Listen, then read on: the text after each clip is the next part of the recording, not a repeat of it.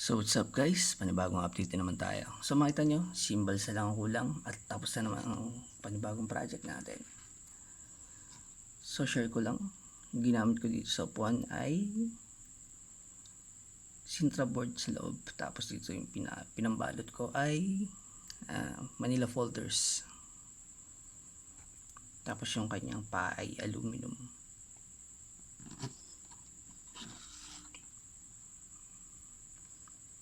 Ito naka-fix na to. Non-working pedals yan.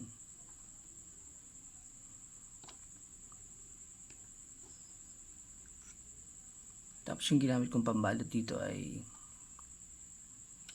PET aluminum sticker. Midnight blue yung pinaka-print na kulay niya.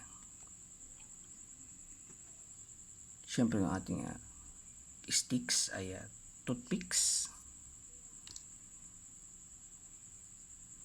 Yan. Yung ating stand ay aluminum din yung pinakapaa niya. Tapos yung kanyang tubo ay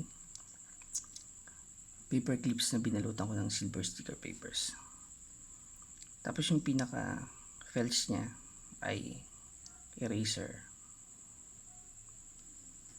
Ano pa ba? Ito kanyang snare. Diba? Papel.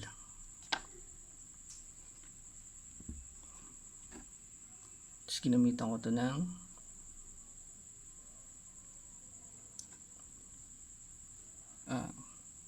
300 microns na acetate para sa clear heads. Take it. Okay.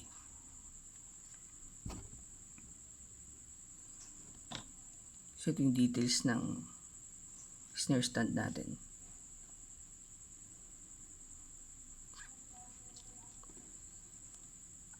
Oops. Ito yung ating pedals.